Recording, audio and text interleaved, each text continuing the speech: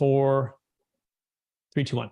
Hello, everybody, and welcome to another Capital Gains Tax Solutions podcast, where we believe most high net worth individuals and those who help them, they struggle with clarifying their capital gains tax deferral options. Not having a clear plan is the enemy, and using a proven tax deferral strategy such as the deferred sales trust and investing into mobile home park communities is an amazing way for you to create and preserve more wealth. As well as defer capital gains taxes on the exit using a DST, and then turning around and investing into one of the most recession resilient, amazing ways to invest with mobile home parks. I'm so excited to have Haven Capital Ventures on today. In fact, you're going to get 3 for the price of 1. There's going to be 2 guests and myself, and we're going to be talking about how to grow wealth with mobile home park investing. By the way, for those who don't know me, my name is Brett Swarts. I'm founder of Capital Gains Tax Solutions, where every single episode on our podcast that we have, also Capital Gains Tax Solutions, we're trying to help you create and preserve more wealth with the best real estate, financial, and business minds in the world. We're also streaming on Expert CRE Secrets podcast as well, and YouTube channel. Thank you so much for watching. I'm excited about our next guests. There's 2 of them here. The first one is the president and CEO and co-founder of Haven Capital Ventures. He is a Florida real estate broker as well. He is the CEO of 2 real estate syndications, manager of several private equity funds specializing in mobile home park purchase and operations. He's an accomplished hard money lender, Amazon best-selling real estate investment author, and he also flies some private jets, which is really cool. That is Thomas Miller. And our second guest is the CIO, CFO, and fund co-manager. He has 25 years in commercial real estate experience. He has a podcast, MHC Expert, as well. He's got all kinds of really amazing stuff. I'm just going to get to the show. Please welcome to meet Brad Rymer and Thomas Miller. Brad, how you doing, sir? Doing well, thank you. Tom, how you doing, sir? Excellent. Thank you for having us on today. Excellent. And you guys are going to do a better job of giving a little more of the background. So I'm going to start with Tom Miller. Tom, give us a little bit more about your story and your background. Well, I do hard money lending to developers and builders in the Naples area. I also am a real estate broker. We have a franchise in Bonita Springs, which serves the Naples and Southwest Florida area. I also have 2 private equity funds, Haven Capital Ventures and our Haven Affordable Housing Fund from my first venture, and Haven Fund 2 is our current venture into mobile home park investing. Fantastic. Love it. And Brad, also same to you, a little bit more about your story and your current focus. Sure. So I'll start from the background. I've been in commercial real estate for so it's closing on 30 years, which I'm a little spooked sometimes every morning when I hear and read and tell myself that. But commercial real estate from the beginning, I've touched every single aspect of it, whether it be from the construction, development, sales, advisement, and then moving on to mobile home communities, from the ownership, high executive role, and then also fund management. So that's about it in a nutshell. That's fantastic. And that's a great part of what we're diving into, mobile home park community investing. So I'm going to start with Tom, and then it'll be the question to Brad.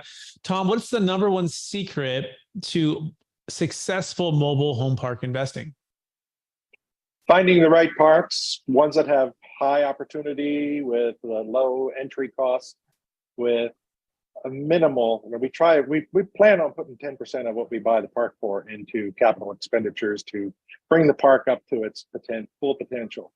But the key there is keeping your cost under control, passing on expenses that shouldn't be paid by the park, that should be paid by the residents, and being a good landowner, be a good landlord, take good care of our people, give them what they need, and provide the services that they require to have a nice lifestyle in a manufactured housing community. Awesome. So finding the right parks, right? Keep the costs under control, passing expenses on to the tenants that they should be paying. In other words, running a smooth, efficient operation, as well as being a great landlord. Brad Rymer, what would you add to that, or even just exemplify for the listeners? Yeah, of course. Yeah, I think Tom hit all the specific points. You want to be an efficient manager. You want to be an efficient owner. You can spot certain things where to create efficiencies in the expenses that most people cannot. And most investors in mobile home communities are still oblivious to what you can do to make this happen.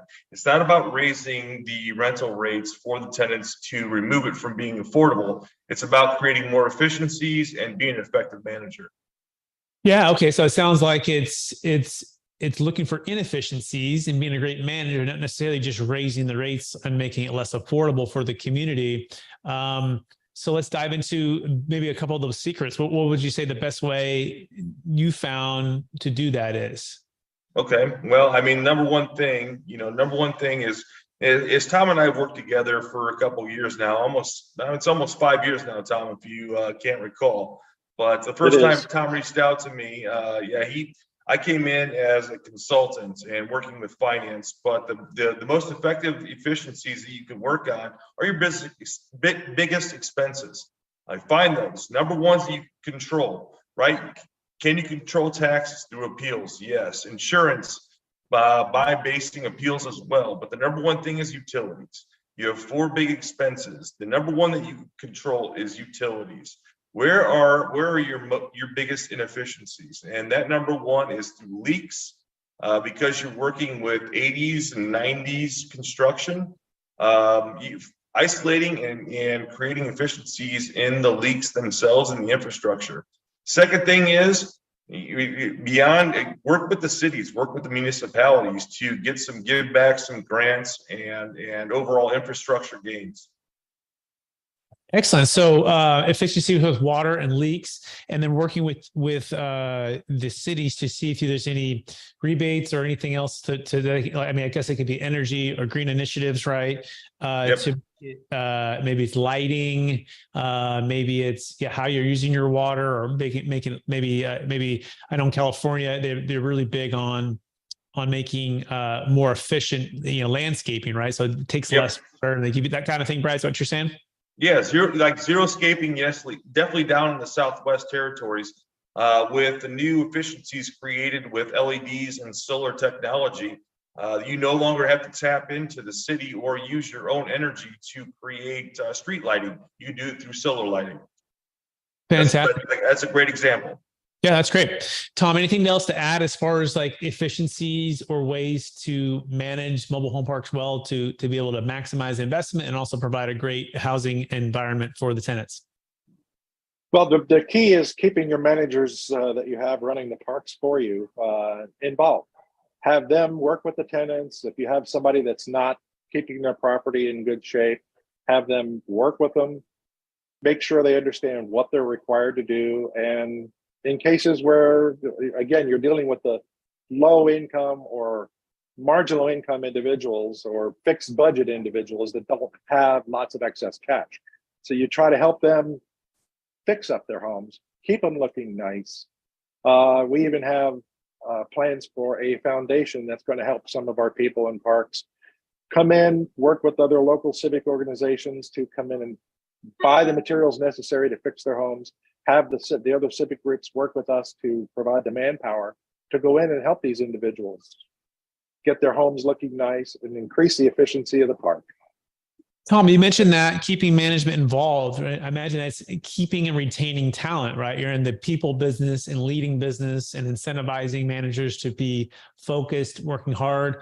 Tom, what would you say the number one secret is to keeping that on-site manager engaged and committed to the property?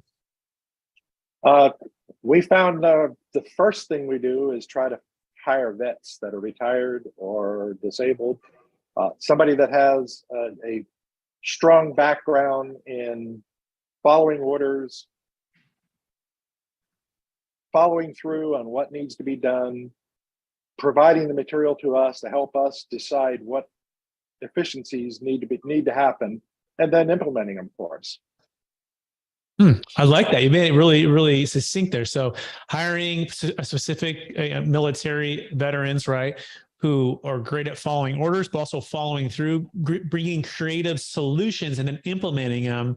Brad, what would you add to that as it pertains to keeping, and retaining and attracting great talent to help, serve as the manager for these parks? Yeah, I think the new world of mobile home communities is just like any specific piece of real estate. If you own a portfolio of assets, you want to everybody that's specifically involved to adhere to logistics. Logistics are the number one thing that are tied to communication online. And for us to be able to provide the certain type of technology that we want to for our investors, everybody has to be in tune with the type of technologies that they can log into. I think logistics, and it's specific to, as Tom had stated, with veterans and ex-military, we're not restricted to just that. But I mean, I think adherence to logistics, to protocol, to what the management is expressly requiring is the number one thing.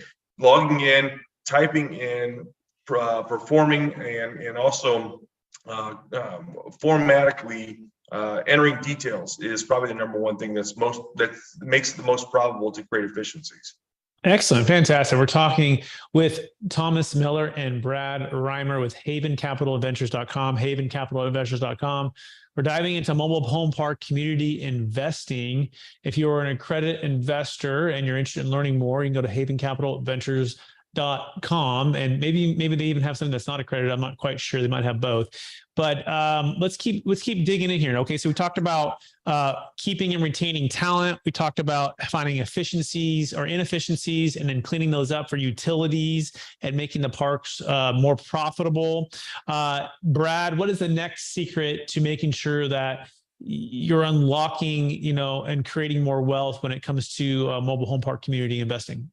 Yeah, and I had this topic in the last podcast on Thursday of last week, but I think that it covers one of the bases that I failed to always discuss, which is what's one of our secrets. And one of the secrets, which I don't think that is our secret, and I think it's been uncovered through multiple portfolios, is cover your cost across multiple communities in the same area. One of your top four of your costs and your operational expenses is your management cost. And if you're able to, especially now with technology, which we talked about earlier, but if you're able to cover that cost across three communities, if not four, in the same municipality, where that community manager or asset manager could cover the basis, you could spread the cost between those four communities instead of having one centralized around that one community in that one area. Excellent. Okay, so that makes sense, right? So you're going to be owning a more of a, let's say it's Jacksonville, or let's say it's South Florida, or certain Miami-Dade, or wherever it might be, own multiple communities so you get some scale, and then one asset manager or property manager to help to do all four versus one. Is that a fair summary, Brad? Yeah, that's it. Saturate the area with one community manager versus saturating one community with one area manager. Perfect. Tom, you want to add anything else to that, or anything else that comes to mind for more efficiencies here? Well, one of the things we do when we look for properties, we don't just, even though we're based in Florida, we don't limit it to Florida. As a matter of fact, we don't have any properties in Florida right now because, frankly, they're too expensive to buy. There's low yields, low returns because they're the more desirable properties. We try to find the areas and the municipalities that have a lot of growth, a lot of potential, and we take older parks that the cities may not necessarily like and turn them into something that the city appreciates, because every city, every town needs low-income workers to come in and work in the area. They have to have a place to live. It's hard for them to commute very long distances. So we provide the alternative housing other than low-cost apartments, which a lot of times tend to be really dumpy places. We provide manufactured housing communities that, once they're cleaned up, can actually be as nice, if not nicer, than single-family homes. And excellent. At a cost process that is well within the budgets of low to middle income families. Fantastic. And go ahead, Brad. You want to add to that? No, I'm just agreeing. Okay, excellent. Now let's shift to returns, guys. So, Tom, what kind of returns, if an investor is considering investing with Haven Properties, might they be able to anticipate? Past performance not a guarantee of future results. Just kind of curious, how have you guys done so far, and what might somebody anticipate if they're going to invest with you? Well, our Class A investor is a 250,000 minimum. We have a Class B that's also a 50,000 minimum. The common thing to both of them is an 8% preferred return. The Class A year 2 gets a 9%. The Class A on year 3 gives a 10% return. And that's based on the amount of capital invested. So that's the minimum return before we start sharing any of the profits that we make on a park. So it's investor focused. The investors earn their money first, and then we split very generously the rest of the potential operating profits with the investors. Overall, over a 5-year plan on our program, you can expect to see a 12 to 15% cash on cash return. And then once we get into disposition, if we choose to dispose of the properties, you're going to see a 22 to 27% return on your invested capital. And what's nice is if we return the capital, our plan is to return all the initial invested capital and still maintain the position in the fund by the end of year 4 or year 5. Once that's done, then we'll continue to run the fund for several more years till we maximize the value of the properties in our own. And then we'll liquidate the portfolio and return the capital. Yep. Okay, great. Let me sure I got that. Definitely. Yep. Make sure I got that, Brad. Maybe you can follow up with that. So if you're a Class A, that's 250,000, higher investment minimum, but you get 8% preferred year 1, 9% year 2, 10% year 3. Okay. And that's before there's any splits, is what I'm hearing. I'm hearing that right. Yep. Right. And then over the life of that term, you might expect 12 to 15% on average cash on cash per year. If I'm hearing that right as well. Yep. Per annum. Yep. And then the last thing would be exit, like maybe 22 to 25 or 27% overall. And so let's break that into real numbers, Brad. Yep. I put $1 million in tomorrow, so I get Class A, right? Yep. So 8% is not, 80,000, right? In cash Right. flow year 1, Right. Yep. 80,000 year 2, Yep. 100,000 year 3, and Right. that's a cash out refi event or something of that nature in year 3 or 4 or 5. Yep. Then you would return, you've already paid that out, right? So Yep. the difference between, let's say 8, 9, and 10 up to, let's say 15 is the average. Yep. Extra payout. Is that a fair summary? Did I miss anything there? No, you did not. And so basically at the end of year 3, which in our specific trajectory and what we're looking at with our fund, we're not striving for any type of leverage financing. It's not effective in today's market. With our current investor base, and we've explained to them, and in each one understands that we're coming in and we're purchasing these properties at investment nature, where a lot of people are still acquiring properties, and a lot of sellers are expecting these higher profits. We've completely abandoned them, and we've completely abandoned the agent side of it and the broker side of it. We're approaching sellers that are off-market mom and pops, as Tom had talked about earlier. I think at the end of the day, what we want to do is we want to return on $1 million investment, right? We want them to have $250,000 to $300,000 on their original investment, right? That's a 30%. Okay, so we want them to have, at the end of the day, that 30% and extend after return of capital that original $100,000 or $1 million that they put in. Right. So what they would get at the end of the 5 years is they would see 2.6 million back. Excellent. Right. Yeah. Put a million in, right? And let's say, what's that? No, go ahead. Let's say you put $1 million in today just to hear it. And let's imagine I took no distributions. I'm like, guys, don't give me any distributions. I get my $1 million back, plus what would be the total amount above and beyond that? The $1 million on a 30% return? Yeah. Yeah, 350,000. Right. Okay. So on the $1 million, you'd get 2.6 million back at the end of the 5 years. Okay. 250%. So $1 million plus $1.6 million, so 2.6. Yep. Yeah, that's not bad. So that's really good. So I'm curious, you guys mentioned attracting and unlocking deals off market. Let's shift a little bit, guys, and let's geek out about capital gains tax here, right? So a lot of these top sellers who we might be buying from have owned these parks for decades, and they're fully depreciated, and they have a huge amount of gain, and they're going to be hit with capital gains tax. and they are in their 50s, 60s, 70s, maybe older, and they're not wanting to start over with new toilets, new trash, new liability, new mobile home park. So talk about the frustration sometimes when it comes to lack of flexible options to go into a fund like you guys, because the 1031 exchange is so restrictive. Right. Tom, once you head this off, because we've been talking about this quite a bit, and you kind of forefronted our original conversations as we've been going the past couple of weeks. What we're looking at is we're taking the capital gains for the people that we're buying parks from. We're offering them the opportunity to provide us with the financing. So they're getting a good return on their money, and the cash that they do take out that they have to pay capital gains tax on, they can roll what's left back into our fund and buy additional shares in the fund and start receiving the returns that they're looking at, that our investors are looking at. The other side of that, at the end of the finance period, there's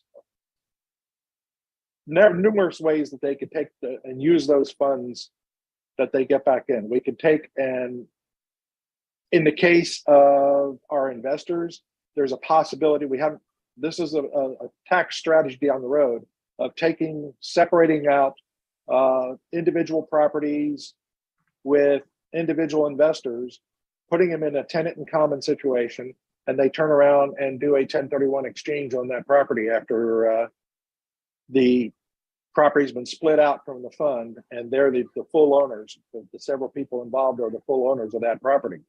They can do a tenant in common ownership structure, which allows them to take and roll that money into a 1031 exchange and buy additional properties. Or if they want to pay the capital gains, they can come back in our funds and take advantage of what our other investors are receiving for returns. Yeah, and to build off of that, Tom, as well, I mean, obviously, to avoid capital gains in the previous funds that I've worked with, which is 16, I mean, and this is now the 17th that I've worked with, but in the previous 16, to avoid the capital gains, obviously, what do? You push it into a different exchange or just extend into the new fund. And the capital gains is just restricted to your capital returns on that previous year's income, or the previous year's or previous fund. So we had several investors in the funds that I'd worked with in the past keep carrying over. Some didn't want someone to remain passive. Some never wanted to be passive. They wanted to be joint venture, but they would extend the gains that they had taken into their certain initial capital they plunged in, and they'd push it into the next fund. Okay. All right. There's a lot there. So like just creative seller carryback with taking some cash, paying tax, going into a fund, doing like a TIC drop and swap, a lot there. All that sounds really good. Let me know when you guys start doing those because I want to see them. And then we do have some flexible, I think simpler. Let me know what you guys think. It's called a deferred sales trust. Instead of doing a seller carryback for you guys, right, letting you guys carry paper, they can exit their position, defer their capital gains tax, and then diversify into multiple funds with you, Yep. do deals themselves, have some liquidity, have some diversification, still deferring that tax through a trust, right? A deferred sales trust. You can learn more about that by going to capitalgainstaxsolutions.com, where we lay out your options for you there. So that being said, guys, we're running out of time. Are you ready Yes. for the lightning round? Okay. Go. Fire away. Okay, Brad, know what you know now. If you could go back to your 25-year-old self, what's the one golden nugget to make sure to tell yourself to do?